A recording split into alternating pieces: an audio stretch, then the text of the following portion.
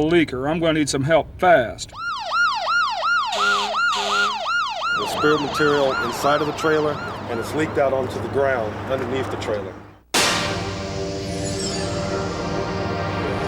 You actually got a leak? It's pouring out the back of the trailer.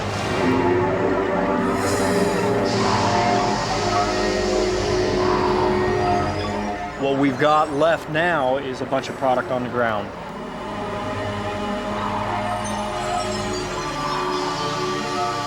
You have reached Chemtrek, the Chemical Transportation Emergency Center hotline. If you have an emergency, please press 1 now.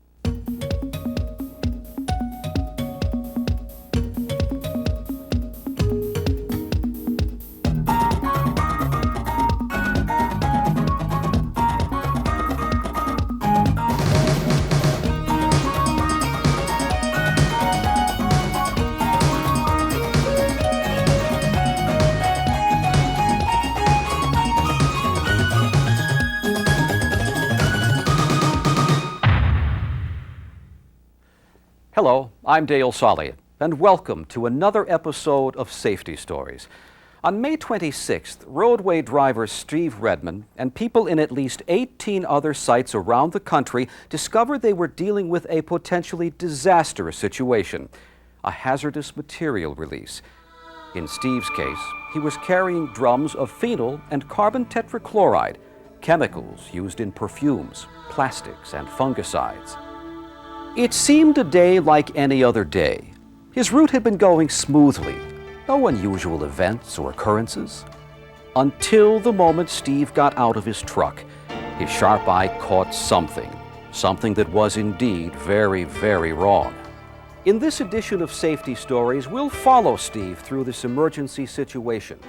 We'll watch as others are called to action and get involved, and we'll see what they do to eliminate or at least minimize the danger to others in the area, as well as to the environment.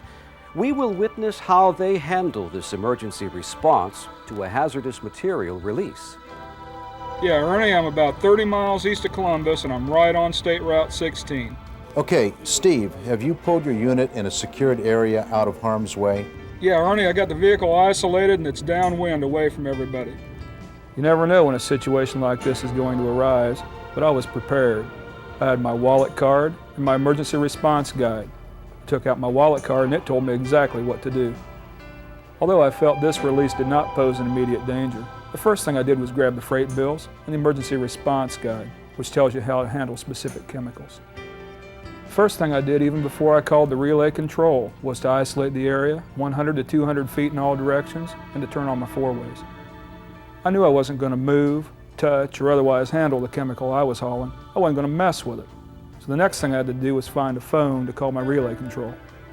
A release of hazardous materials can occur virtually anywhere, at the break bulk, at a satellite, at a customer's dock, or on the road.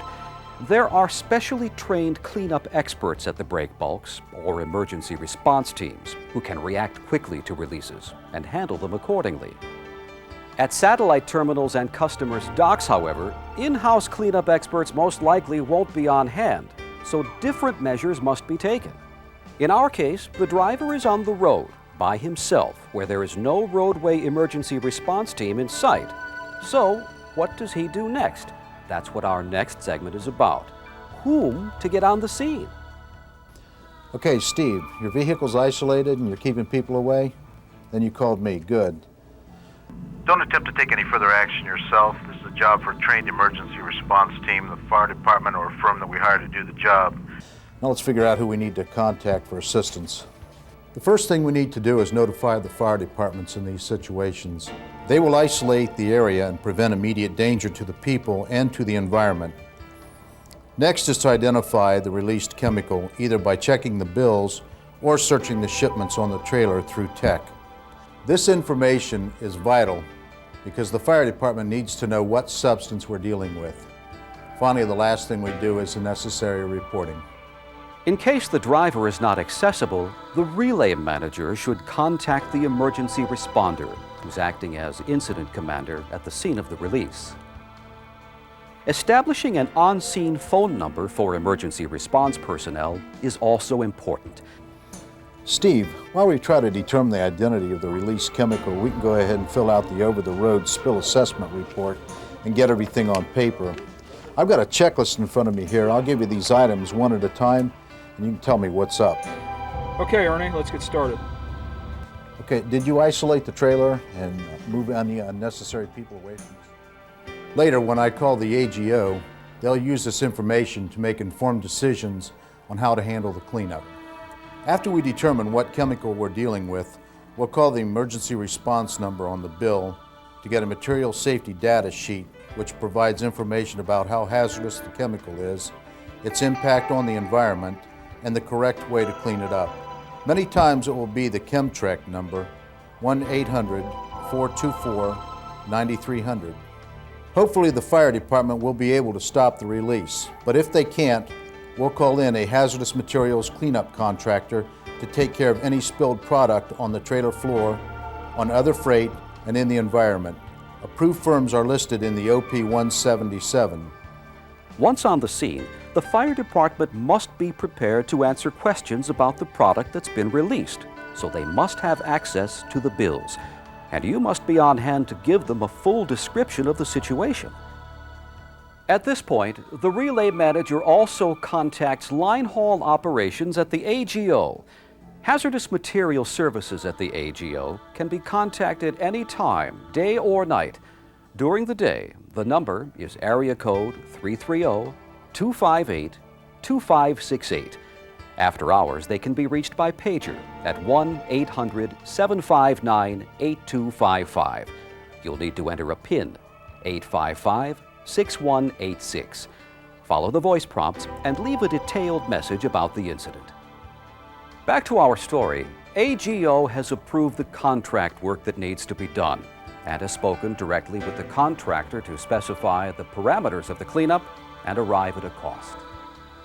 I'm Joel with ProTerra. We got a call that you needed our help. How you doing, Joel? Chris Bonner. And back at the scene, the cleanup contractor has arrived. Fully apprised of the situation from the AGO, and in cooperation with local authorities and the incident commander, the contractor gets to work and the cleanup begins. One last thing to remember when you're involved in a release. Make sure you're letting AGO and your relay manager help by giving them all the specifics you can.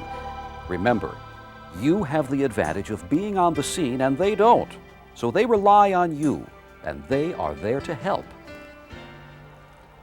The safety department at the AGO has a specific role in handling hazardous materials releases too.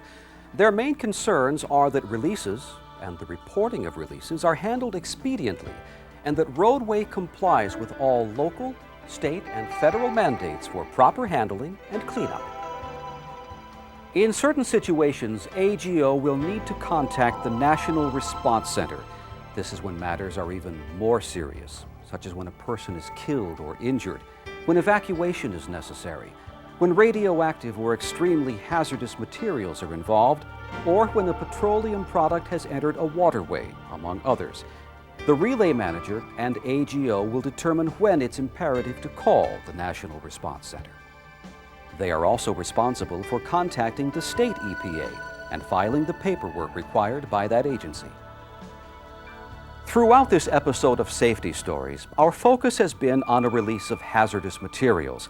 Another situation you could find yourself in is a diesel fuel release. It's also important to realize that a diesel spill is considered hazardous to the environment. The procedures for handling a diesel spill are basically the same as handling a hazardous material release, with one exception.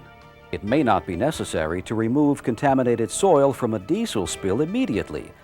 The most immediate action to take in this situation is twofold: to prevent the fuel from threatening or entering a waterway, and to prevent it from interfering with road service.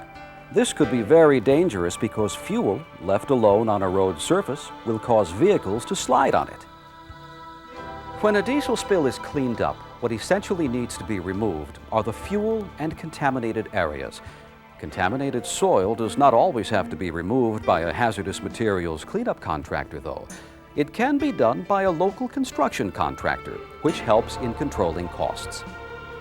Again, in this situation, it's imperative to stop diesel fuel from entering any waterway.